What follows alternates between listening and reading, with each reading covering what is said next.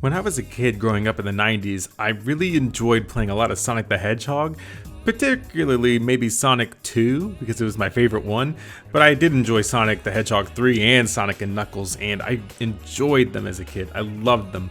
In fact, it's what won me Sega Channel back in the day. By now, you'd no doubt have seen pretty much every Sonic Mania review that there is in the entire world, but I just wanted to share a couple of my thoughts with you and just kind of run you down a little bit of a refresher if you haven't already.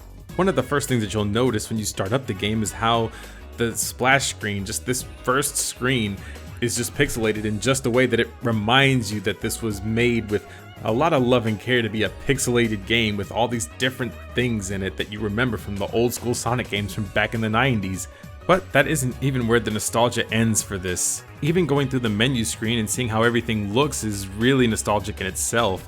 And of course, I just start up a random level using Knuckles because my favorite level so far is the Mirage Saloon, which I just really enjoy the music in it. Even besides the great soundtrack, which is a tag that they use on Steam, I think this game overall just delivers a complete Sonic experience, especially if you're a fan of the 2D Sonics like I am.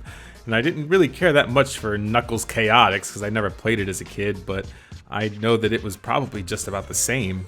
Level designs in this game are top notch and they create a really good element of just being able to zip around doing whatever you want to do in this somewhat linear game, because I mean it is like you're just trying to get to the very end. I mean there's not too much to it, but even just the things that are in it, like this giant gun thing, I would never I lost my mind when I first saw that in this game. Like, it just blows my mind that it's even in a game that looks like it could be on a Sega Genesis, but probably can't run because hardware limitations, sure. But it was just, all these things just refreshed the entire franchise until we got the Sonic Forces, unfortunately. Thanks to the modern wonders of technology, we're able to go on YouTube and find what other people are saying. And for a while, Sonic Mania was the definitive Sonic game. I mean, in my opinion, it still is.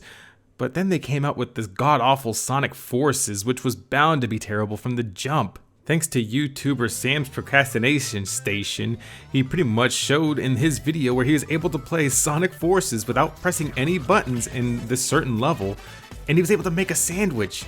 Like, he never interacted with the game the whole time he made the sandwich, and then he ate the sandwich.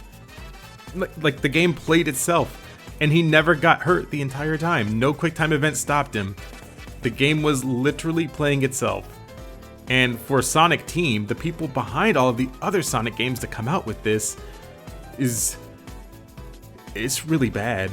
Like Sonic Forces, I mean, sure, if you're a 3D Sonic fan, you were hoping that this was going to be good, but it's not. Like, it's not a good game. Now, myself personally, I've never been a 3D Sonic fan to begin with, but this game was pretty lackluster, no matter what console you played it on, or even if you bought it on PC. Now, this is by no means trying to assassinate the character of Sonic Forces. I mean, you can buy it and play it for yourself, but just keep expectations pretty low because that one will hurt you really bad. But this game has a full cinematic that is completely just, it reminds me of something that I would have watched back in the 90s. It just gives you nostalgia, and I think that's where this game shines the most, is the nostalgia factor. I mean, on top of it being an excellent game anyways, it does bank in a lot of whatever it does have. It's owed to the pretty much original games like Sonic 1, 2, and 3. But as I said, it doesn't detract from anything about this game. It just gives you new experiences and even levels that were at one point in time canceled, and they brought them into this game with a lot of different references. And if you bought the Nintendo Switch version, then you got a little bit extra, some other little hidden Easter eggs that I'm sure that you would enjoy.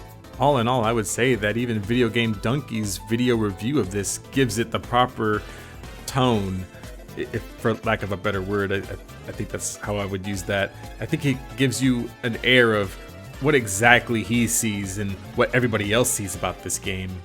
Now, when I do talk about the nostalgia factor of this game, I truly find it inspiring, and even just when they made the original levels all over again, they even added a little bit more to that.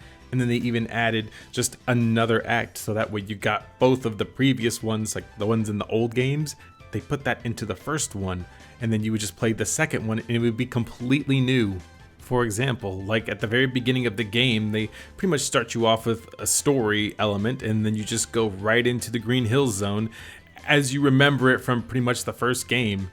And they even threw in stuff from the second game, so that way you got accustomed to be, okay, well this is the same thing I just played, so this will be no big deal. And they executed on it perfectly. And as I said, like in the second act of most of these levels, they throw in some completely new things to make the levels fresh and new again, while still maintaining the exact same thing that you were used to as when you were a kid. Because I like honestly, like this level gave me like PTSD because of the that water part. I just I can't. It hurts. It hurts me really bad. But this stuff, they just give you a great presentation and it fits perfectly. And even if you play the game for a little bit longer, when you get to the end of this level, they even throw in stuff from I guess it's not canon. I don't know the lore of Sonic the Hedgehog that way, but they even threw in the Mean Bean Machine. Like I was god tier at that game. It was so fun. But those are just a couple of my thoughts on Sonic Mania. I just wanted to put that out there because it's a fun game, and if you haven't bought it yet, it's literally the best game that you can get for 20 bucks besides Cuphead, but Cuphead's in a completely different tier in my opinion. If you do end up buying this game, please be sure to buy it on the PC because you can play it like I have been at 4K 60 frames per second because God, they made 4K look so good on this game, and being, you know, older, it gets real hard to see if you're not in 4K. But all in all, like I said, buy this game. It is a good game, and Christian Whitehead and T. Lopes, who did the music, they all deserve raises. And also, Sonic Team, get your shit together. This game franchise can live. You just have to make it like this. You gotta make it like this. Sure, they can make up new levels and things like that to, you know, boost the morale. But all in all, this is a great way to revisit some old classics and then make some new ones like this one. But I think that's all I really got, so I will see you guys later on in possibly the next video.